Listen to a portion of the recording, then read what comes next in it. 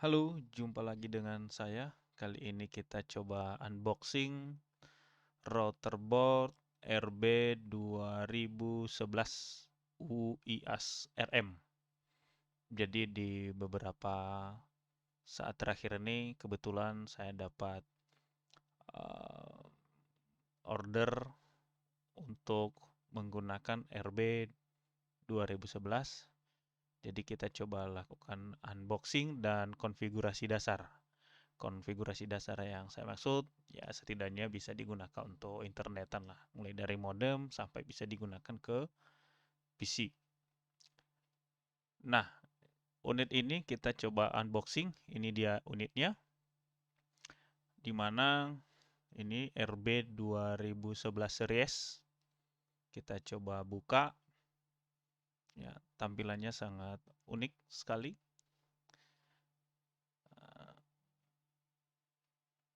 Kita coba buka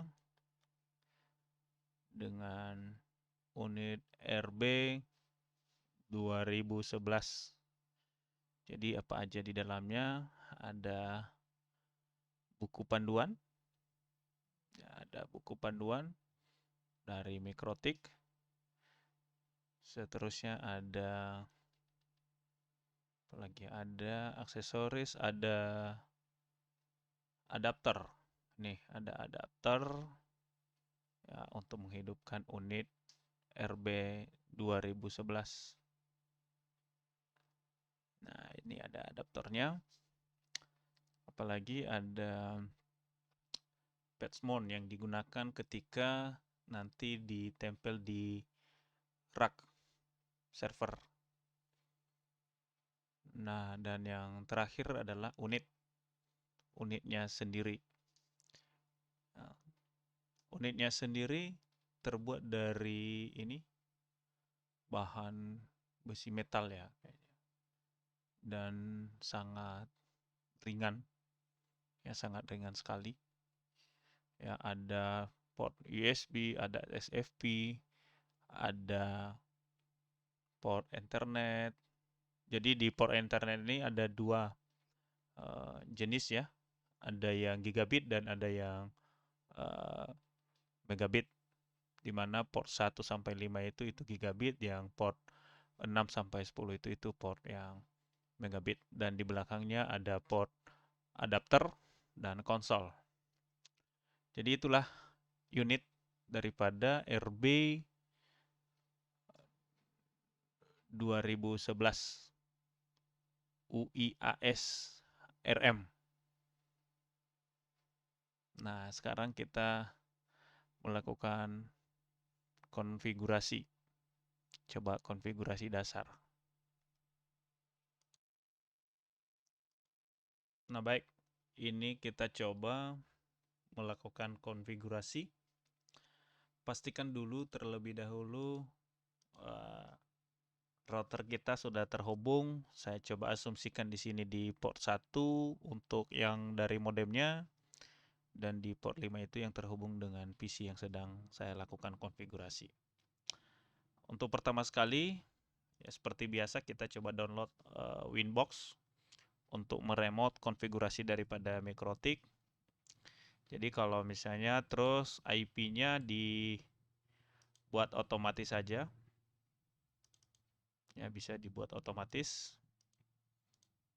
Dan kita coba scan. Nah, ini dia. Kalau misalnya dia baru dibuka, ini IP bawaannya 192.168.88.1. Cuman setelah di reset biasanya dia berubah jadi 0.0.0.0. Jadi kita coba akses. Kalau kita klik MAC address sama aja, loginnya admin, passwordnya kosong. Nah, karena di awal kita coba melakukan konfigurasi, ini konfigurasi dasar, kita coba remove. Kita coba remove dulu. Kita exit, lalu kita coba masuk lagi. Nah, ini yang saya katakan tadi, setelah di reset ternyata IP-nya itu berubah. Tidak 192, 168, 88.1, tapi dia 0000. Kita coba akses kembali dengan password yang login yang sama, passwordnya masih kosong. Nah, jadi ini adalah tampilan daripada Winbox RB 2100. Maksudnya 2011. Jadi di sini kalau kita perhatikan di internet satu itu ada terhubung kabel. Jadi saya coba hubungkan ini ada 10. Jadi di port satunya itu saya hubungkan modem.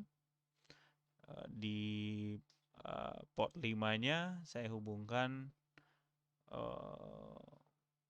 ke PC yang sedang saya gunakan saat ini.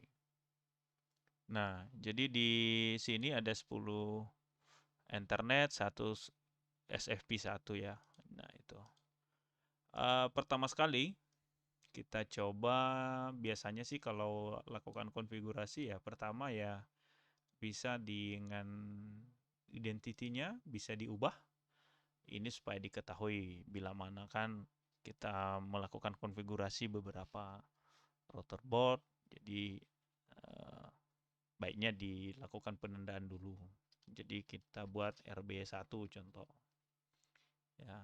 Kedua, kita coba ubah buat password. Ya, kita buat password demi keamanan. Nah, kita coba buat. Anggap saya coba buat admin. Admin. Oke. Nah, saya coba logout dan login kembali. Nah, saya coba admin. Tidak bisa karena saya udah buat passwordnya. Nah, identitinya kan udah berubah jadi RB1. Dan setelah selesai, untuk tips-tips yang keamanan sih bisa lebih dikembangkan lagi ya. Ada banyak tutorial di internet. Pertama sekali kita coba buat bridge. Kenapa bridge? Adalah ini teknik supaya kalau misalnya kita melakukan konfigurasi ini, contohnya kita buat bridge 1, kita coba buat 1. Tujuannya apa? Kalau misalnya nanti contohnya di port, kebetulan tadi kan modemnya di port 1, tiba-tiba di port 1 itu contohnya rusak. Nah, sehingga biar tidak terganggu konfigurasi, jadi kita melalui bridge ini bisa memudahkan kita untuk bisa mengubah. Jadi contohnya kita buat ke port 2 kan gitu. Jadi konfigurasi daripada WAN-nya sendiri tidak terganggu. Jadi saya coba buat port berapa tadi ya? Port 1 ya. Ke WAN. Nah, jadi kita coba hubungkan dulu router kita dengan internet. Kita pastikan dulu. Kalau misalnya kita ping di sini harusnya masih belum ya. Nah, ini kan masih belum. Nah, kita coba. Pertama sekali kita berikan IP ataupun nah, di sini ada 2 cara. Kalau misalnya kita menghubungkan yang sering digunakan ya, ada 2 cara ya. Teknik lain juga ada. Nah, salah satu kita melakukan atau mengisi IP daripada modem atau USP secara manual ataupun otomatis. Dalam arti kalau otomatis ini dari modemnya udah kian DHCP, artinya kita colok router kita otomatis mendapat IP. Jadi di tahap pertama saya coba buat dia DHCP. Nah, artinya langkah pertama kita coba klik IP DHCP client, tambah kita pilih yang WAN tadi ya, WAN Kita apply, kita oke. Nah, otomatis bound. Ini kalau udah bound artinya statusnya sudah terkoneksi. IP yang didapat adalah ini IP modem yang kita dapatkan untuk router kita. Jadi ini otomatis. Jadi itu yang saya katakan tadi kalau misalnya kita teknik DHCP ya. Jadi artinya kita tidak perlu menghafal lagi berapa IP-nya. Jadi otomatis kita dapat dari modem itu sendiri. Nah, setelah kita dapatkan harusnya sudah kita dapat juga IP address dari sini. Jadi ini udah dapat. Ya. Udah dapat. DNS-nya juga udah otomatis dapat. Nah, kita ping juga harusnya udah dapat. Nah, ini otomatis. Ya, jadi simple, dia otomatis. Nah, bagaimana kalau misalnya kita coba buat IP-nya manual? Biasanya kan itu kalau misalnya pengguna-pengguna yang ini ya, yang statik ya.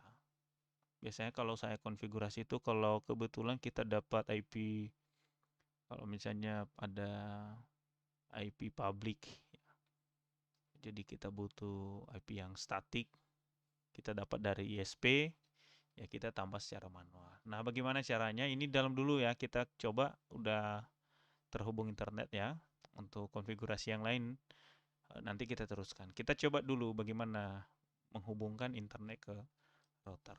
Nah, kita coba hapus. Ya, kita coba hapus dulu. Nah, otomatis kan IP address-nya terhapus ya.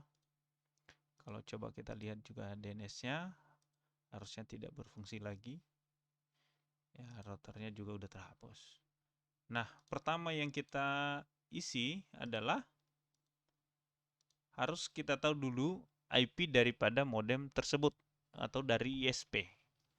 IP dari ISP. Jadi saya coba udah buat ya, setidaknya kita tahu berapa IP-nya, ya, subnet mask-nya berapa dan gateway-nya berapa.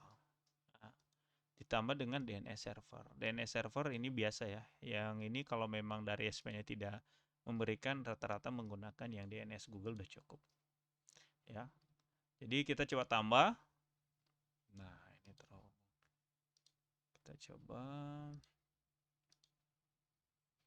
Kita coba tambah IP address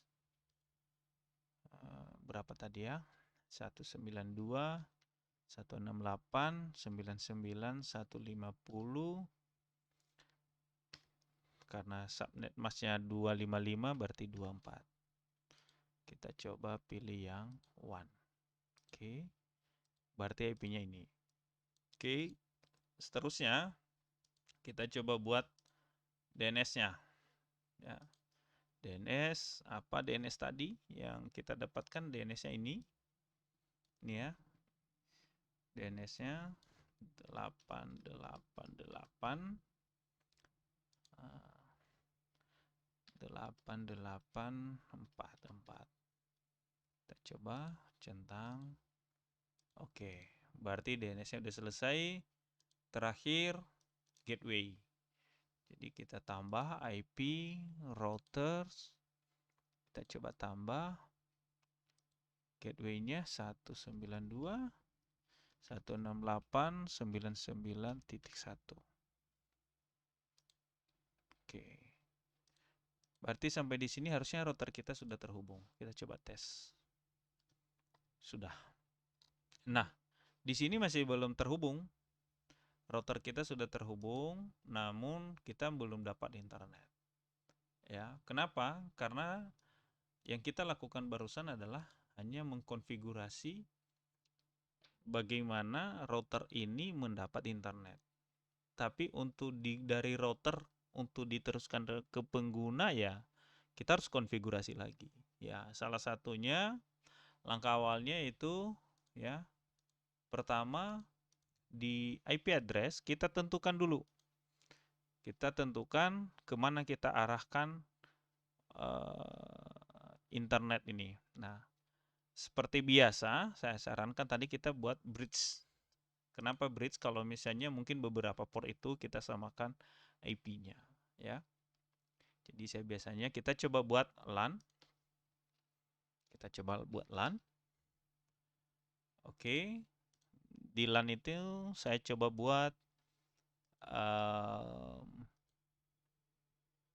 ini ya. Port di port 4 LAN. Oke. Berarti harusnya nanti kalau misalnya dicolok di enter 4, otomatis akan dapat IP yang kita isi pada LAN itu. Jadi kita coba buat IP di LAN. Tambah IP, kita coba 192.168. Contohnya berapa ya? Contohnya 3.1. Subnetnya 24. Kita pilih yang LAN. Nah, oke, kita okekan. Nah, di sini sudah dapat IP di port LAN. Nah, bagaimana untuk dapat IP secara otomatis? Kita coba buat seperti ini. Kita aktifkan DHCP server. DHCP server, kita tinggal klik DHCP setup, kita pilih LAN, next. Ini gateway-nya, ya, ini rank IP yang akan dikeluarkan router kita untuk memberikan IP kepada device yang terhubung di port tersebut. Kita next-kan DNS servernya mengikut dengan DNS server yang kita buat tadi, ya. Next. Oke, selesai. Harusnya kalau misalnya di port ini, di port 4 ini, harusnya internet atau IP, ya, ini IP-nya sudah otomatis. Ini kan belum dapat IP ini tadi ya. Harusnya belum dapat ya. Ini kan masih belum dapat nih IP. Jadi kalau kita hubungkan, otomatis internetnya, otomatis IP-nya dapat ya. Tapi internet belum, ya. Kita coba, kebetulan karena terhubung di port 5, kita coba tambahkan port di LAN ini jadi di port 5. Port 5 LAN. Jadi otomatis yang punya IP yang segmen 3 tadi, ya, itu di port 4 dan port 5. Nah, ini sudah terhubung. Nah, kita coba cek apakah sudah dapat IP. Kita coba bentar ya.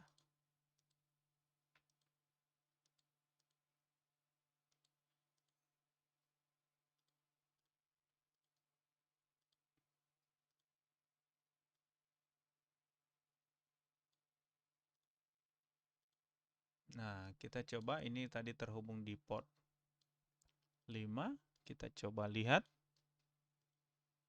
Nah, ternyata sudah dapat. IP-nya ini. Ya, IP-nya ini. Kalau misalnya kita cek, ya, kita cek tadi, kita coba cek, ya.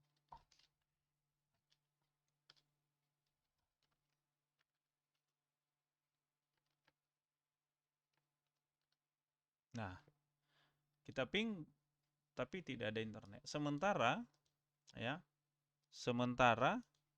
IP sudah sesuai, ya. Internet juga di dalam router juga sudah terhubung. Tapi di PC kita tidak. Nah, apa yang terjadi? Jadi ternyata kita harus buat satu lagi di settingan di firewall-nya. Jadi itu adalah yang menghubungkan internet dari router, ya, ke klien atau ke PC kita, di mana kita alirkan internet yang mau kita berikan internetnya. Jadi caranya cukup mudah.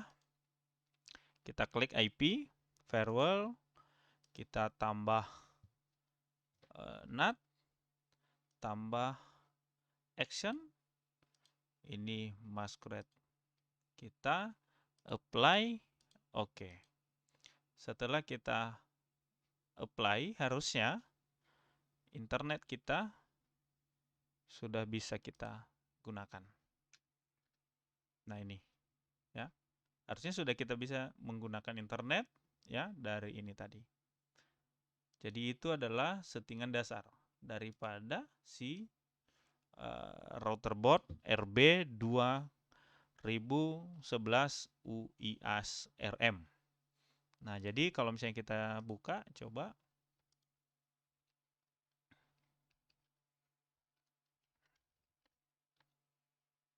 Nah, ini sudah bisa kita mengakses internet. Nah, ini.